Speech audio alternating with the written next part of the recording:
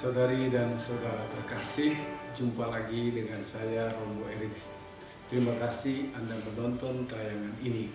Semoga Anda selalu sehat dan diberkati oleh Tuhan. Renungan kita hari ini saya beri judul Memberi dari Kekurangan, yang diambil dari Injil Markus bab 12 ayat 38 sampai 44. Terlebih dahulu saya bacakan teksnya. Tuhan bersamamu.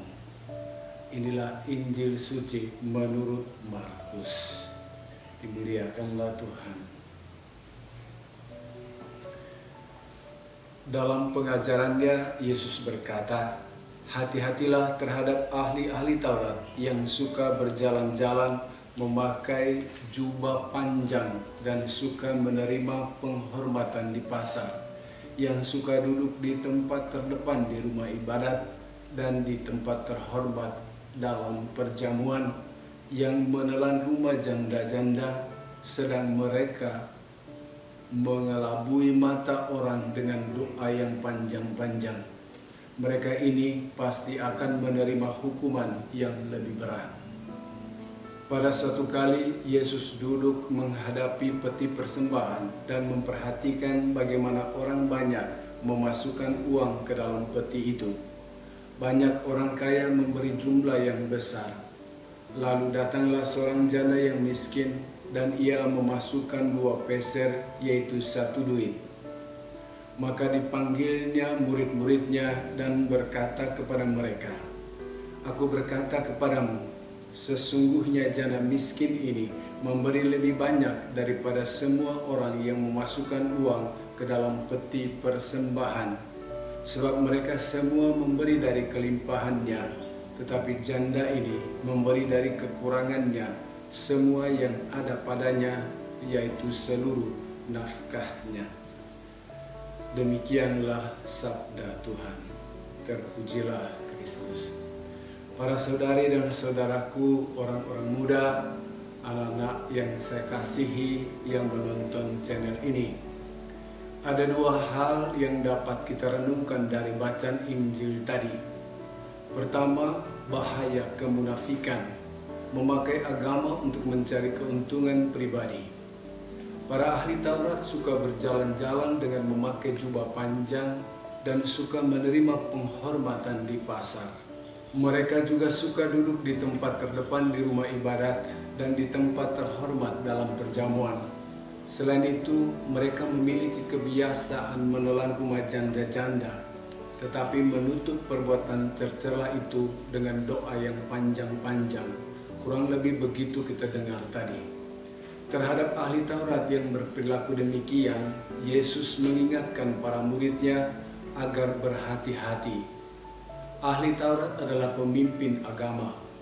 Mereka mencari penghargaan dan penghormatan dari manusia. Yesus menyebut mereka ini orang munafik. Bisa kita lihat juga dalam Matius bab 23 ayat 13 sampai 15, ayat 23, ayat 25 dan ayat 29. Yesus menggambarkan ahli Taurat sebagai penipu dan pembohong, mengutamakan kebenaran lahiriah menurut pikiran mereka sendiri.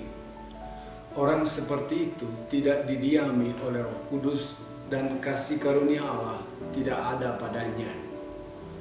Jika tetap tinggal dalam situasi itu kemunafikan, maka mereka tidak akan luput dari hukuman yang lebih besar.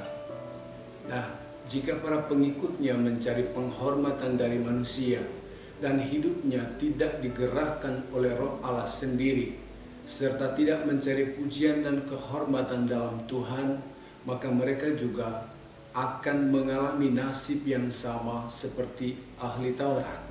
Mereka akan dihukum. Para saudari dan saudaraku terkasih, sebagian dari ahli Taurat itu mengambil keuntungan dari janda-janda.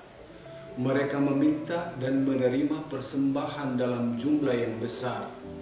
Mereka memanfaatkan kerelaan para janda untuk menolong mereka yang dipandang sebagai utusan Tuhan. Para janda dituntut untuk memberi persembahan melebihi kemampuan mereka. Para janda hidup dalam kemiskinan, sedangkan pemimpin agama ini hidup dalam kemewahan dan kelimpahan harta. Praktek hidup seperti itu sering terjadi dalam perjalanan sejarah gereja. Para pemimpin hidup serba berkecukupan dan bahkan berkelimpahan, sementara umatnya melarat dan menderita kelaparan. Celakanya, kelimpahan dan kemewahan para pemimpin agama justru berasal dari harta milik orang-orang sederhana, orang miskin dan menderita, orang-orang yang tidak beruntung dalam segala bidang kehidupan manusia. Pesan dan peringatan Yesus tetap berlaku sampai sekarang. Jika para pemimpin agama dewasa ini berperilaku seperti ahli Taurat di atas, maka hukuman yang ditimpakan kepada mereka akan jauh lebih berat. Mereka akan kehilangan kehormatan dan nyawanya. Itu artinya mereka tidak akan memperoleh kehidupan kekal. Itu poin pertama. Poin kedua yang disoroti oleh Yesus adalah mengenai persembahan. Banyak orang kaya memberi jumlah yang besar.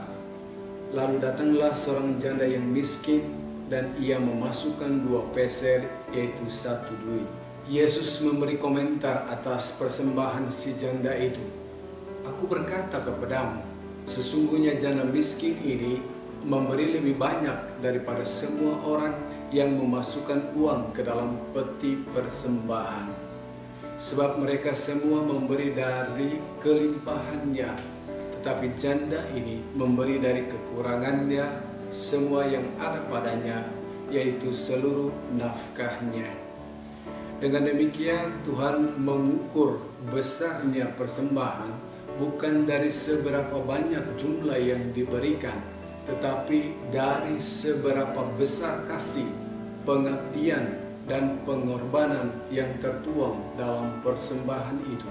Para saudara dan saudariku terkasih, setiap perayaan Ekaristi atau perayaan lainnya, kita selalu memasukkan uang ke dalam kotak kolekte atau kotak persembahan. Kita sendiri tahu berapa jumlah uang yang dimasukkan. Jika pemberian itu hanya sebatas kewajiban, juga karena perhitungan untung rugi, maka maknanya akan berkurang. Sebaliknya, persembahan itu akan menjadi bermakna jika disertai dengan doa, penyerahan diri, bentuk rasa syukur, terima kasih, dan niat untuk membantu anggota gereja lainnya, maka persembahan itu menjadi lebih bermakna di hadapan Tuhan. Para saudari dan saudaraku terkasih, tentu tidak hanya persembahan dalam bentuk uang, tetapi juga waktu, tenaga, bakat, pengetahuan, keterampilan, dan lain sebagainya. Pemberian kita akan lebih berguna jika tidak disertai pamrih, mencari hormat dan keuntungan. Tuhan akan memberkati pemberian kita dengan upah yang tak ternilai harganya, yakni kehidupan kekal. Para saudari dan saudaraku yang terkasih, marilah kita berusaha hidup mencari kemuliaan Allah, bukan mencari kemuliaan dari dunia ini. Mari kita berusaha hidup menurut hukum dan aturan yang Tuhan telah tetapkan untuk kita hayati dalam keseharian hidup kita. Tuhan memberkati.